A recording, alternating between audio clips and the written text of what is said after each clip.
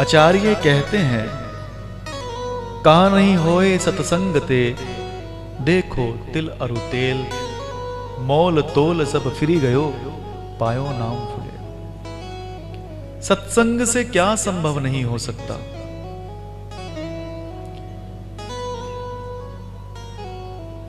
तिल को ही ले लो। तिल को जब रासायनिक उपकरण में छोड़ा गया, उसके साथ पुष्पों को छोड़ा गया और उसे अग्नि में तपाया गया, परिणामता वो इत्र के रूप में हमें प्राप्त हुआ और उसकी सौरभ लहरियों ने संपूर्ण सृष्टि को महका दिया। ऐसा ही सत्संग करता है। जो सत्संग के सानिध्य में आ जाता है, सत्संग उसे अपने ही जैसा बना लेता है। पारस में अरु संत में इतनो अंतर जान, ये लोहा कंजन करे ये करहु आप समान।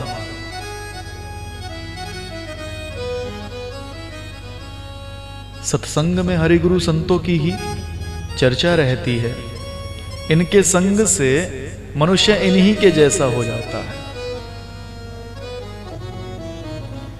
इसलिए मनुष्य को निरंतर अपने जीवन का नियम बनाना चाहिए कि एक समय हम किसी ना किसी विषय का विचार करेंगे, स्वाध्याय करेंगे, महापुरुषों के मुख कमल से उनकी चर्चा का श्रवण करेंगे। एक महात्मा के पास एक किसान आया और कहने लगा, महाराज जी आज मेरे पड़ोसी से झगड़ा हो गया है। उसमें त्रुटि मेरी थी, मैं अपने किए हुए अपराध की क्षमा चाहता हूं, उसके लिए मुझे क्या करना पड़ेगा।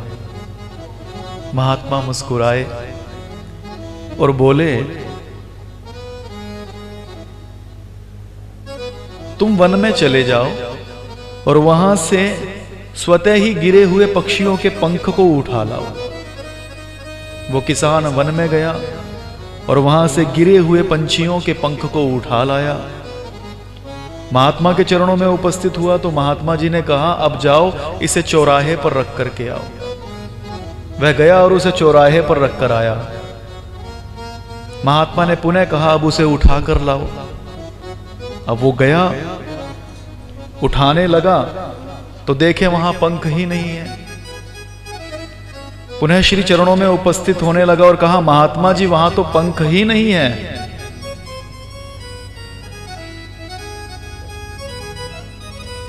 महात्मा जी मुस्कुराए और बोले, जिस प्रकार से गिरे हुए पंख तुमने चौराहे पर रखे और वहां से आने जाने वाले लोगों की या यातायात की या वायु के झरोखों से वे छिन्न भिन्न हो गए, तितर बितर हो गए, यहां वहां उड़ गए, वैसे ही अपने द्वारा कही हुई बात को पुनः लौटाया नहीं जा सकता। इसलिए मनुस्मृति में लिखा है, सत्यम ब्रूयात प्रियम ब्रूयात, सत्य बोलिए प्रिय बोलिए।